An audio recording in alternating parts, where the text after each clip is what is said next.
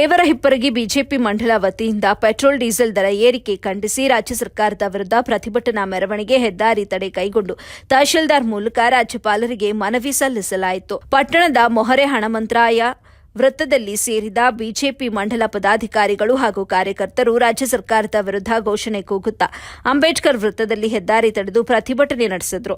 ಈ ಸಂದರ್ಭದಲ್ಲಿ ಮಾಜಿ ಶಾಸಕ ಸೋಮನಗೌಡ ಪಾಟೀಲ ಮಾತನಾಡಿ, ಪೆಟ್ರೋಲ್ ಡೀಸೆಲ್ ಮೇಲಿನ ತೆರಿಗೆ ಹೆಚ್ಚಳ ಮಾಡಿ ಲೀಟರ್ಗೆ ತಲಾ 3ರಿಂದ 3.50 ರೂಪಾಯಿ ಏರಿಕೆ ಮಾಡಿರುವುದರಿಂದ ರಾಜ್ಯದ ಜನತೆಗೆ ಬರೆಯೆಳೆದಂತಾಗಿದೆ. ಜತೆಗೆ ವಾಲ್ಮೀಕಿ ನಿಗಮದ 187 ಕೋಟಿಗಳ ಭ್ರಷ್ಟಾಚಾರ ಹಾಗೂ ಬಾಂಡ್ ಪೇಪರ್ ಮದ್ಯದ ಬೆಲೆಗಳ ಹೆಚ್ಚಳ, ಹದಗೆಟ್ಟ ಕಾನೂನು ಸುವ್ಯವಸ್ಥೆಗಳು, ಆರ್ಥಿಕ ತಜ್ಞರೆಂದೇ ಬಿಂಬಿಸಿಕೊಳ್ಳುವ ಸಿದ್ದರಾಮಯ್ಯ ಸರ್ಕಾರದ ಆಡಳಿತ ವೈಖರಿಗೆ ಕೈಗನ್ನಡಿ ಹಿಡಿದಂತಾಗಿದೆ.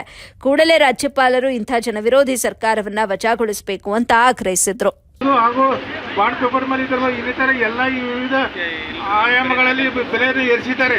ತಾವೆಲ್ಲ ನೋಡ್ತಾ ಇದ್ದಾರೆ. ಇವತ್ತು ಪರಿಸ್ಥಿತಿ ಹೆಂಗಾಯ್ತಂದ್ರೆ, ಒಬ್ಬ ಮುಖ್ಯಮಂತ್ರಿ ಕೇಳಕ್ಕೆ ಇಚ್ಛೆ ಪಡ್ತಾ ಇದ್ದೀನಿ, ಒಬ್ಬ ಆರ್ಥಿಕ ತಜ್ಞರಾಗಿ ಒಂದು 5 ಗ್ಯಾರಂಟಿ ಕೊಡುವ ಮೊದಲೇ ಅವ್ರು ವಿಚಾರ ಮಾಡಬೇಕಾಯ್ತು. ಮುಂದಿನ ಮತ್ತು ಡೀಸೆಲ್ ದರ ಏನು ಏರಿಕೆ ಮಾಡಿರಿ, ಇದನ್ನು ಹಿಂದೆ ತಗೋಬೇಕು.